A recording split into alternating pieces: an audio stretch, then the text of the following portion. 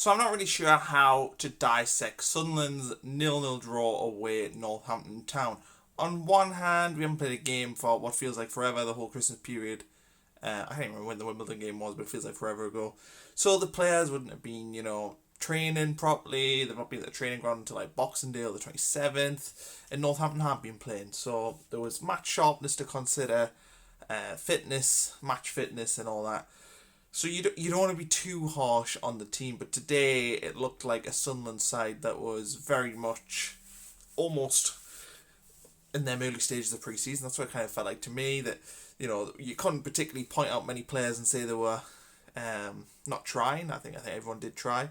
There were some players who didn't look particularly good. I thought Josh Scowen and Max Power particularly had really poor games in that central midfield, didn't really dominate that battle and struggled to put a foothold on the game. I thought Aidan McGeady looked a little bit lethargic. A lot of what he was trying didn't come off. I thought the same for Jack Diamond. Charlie Wyke didn't do much in the game, missed one chance. Defensively, we looked okay though.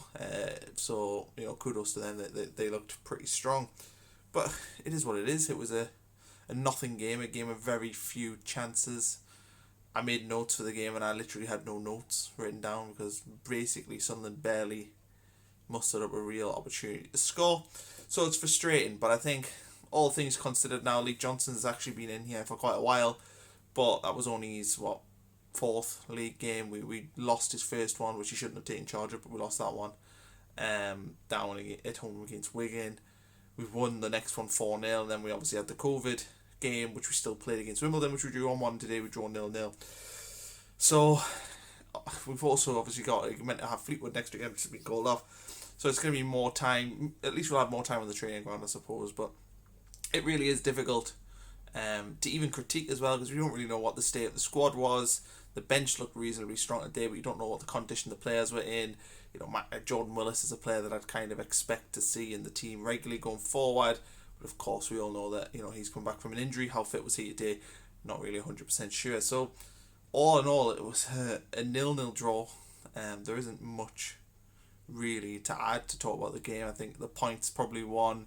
It's not a great point for Sunderland, but it's not a defeat. It's not the end of the world. It kind of keeps us ticking over in the right direction. But we do need a win. We do need to win some football matches going forward. Other things obviously happen around the club. We've been taken over since I've last done a video. I've not done a video now for ages, just because I haven't been playing. So be interested to see what happens in January. I suspect very little, maybe a couple of loan players in. Interesting that Morgan Feeney's leaving the club. I was surprised. I thought he looked like a decent player.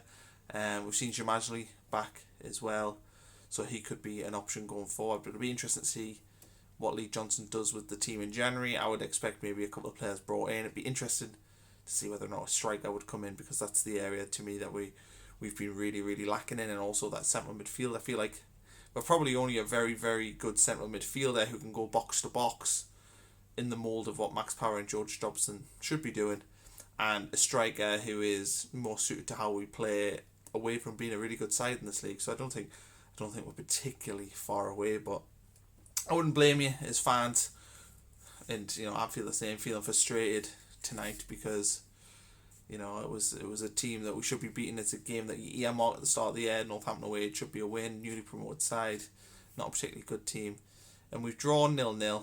It's frustrating, but we have to move on. Obviously, we've got a game as well in the Checker Trade Trophy midweek, so it'll be interesting to see what kind of team Lee Johnson puts out for that one. But yeah, I was looking forward to football coming back. I really was. I was excited. I felt like I've had a good sort of couple of weeks off from it, and it's been nice to have that time to focus on just sort of other things, having spend time with family, not worrying about Sunderland going on, which is as sad as it sounds, you worry about the games on Saturday, whether or not we're going to get promoted, etc. So it's been nice not having them games, but I was looking forward to this afternoon. It just feels like it was a lead balloon, just came crashing down. It was a poor afternoon, and I wish I could sit here for longer and talk, but literally I don't have much written down. I think maybe just the one thing I'd say is just how we struggled to get a foothold on the game today, and then that was really, really frustrating. We struggled to really get a grasp on the game from the first minute. I felt the midfield battle was lost. I felt the referee didn't help us. I thought he was a bit of a homer referee, if I'm being 100% honest. And I don't think we particularly deserved to win. I don't think Northampton did. So a draw is what it is. Interested to see as well going forward whether or not what's going to happen with the league. Seems to be a lot of COVID cases happening. And while vaccines are coming out, I don't think that football clubs will be top of that priority list, which is fair enough. There's people more in need than a footballer to get it. But it'll be interesting because I feel like a lot of clubs have had it recently, so whether or not that means that there's going to be less cases going forward, I don't know. But it does feel a bit strange that we're playing games right now when at the end of last season we weren't playing. A lot, I think nearly half the league, or maybe 7 games were postponed today in League One. Might mean 6. A lot of games have been cancelled.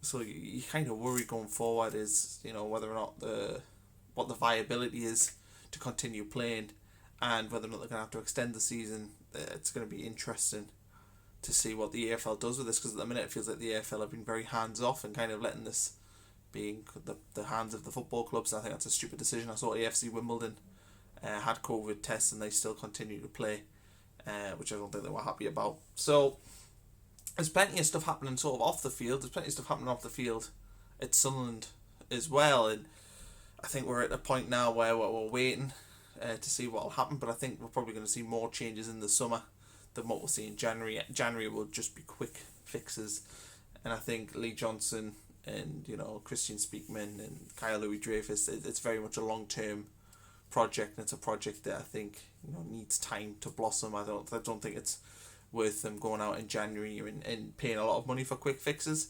But if there's a player there that can help us long term, I think it makes a lot of sense. But I think as fans, we've got to kind of accept now that for the next 18 months, I suspect Sunderland won't get promoted this season. If I was going to stick my neck on the line, I don't think we are good enough to get promoted this year. But what you hope is that over the course of this season, we'll see progress. We'll see players like Embleton get game time, and we'll see more Jack Diamond, more of the system that Lee Johnson wants to play, and see a bit more of a positive future going forward. Because under Phil Parkinson, if we went up what we didn't, the future wouldn't have been particularly positive because the football was bad. There was no long-term plan. Whereas now, we've got a plan. Whether that plan works or not, it remains to be seen. But we've actually got a plan, and as fans, I think we should be excited because it's been a long time since Sunderland's tried to implement a plan. The hope is they stick the course with it. They don't get nervous and change it. When we've had directors of football before, we've done that.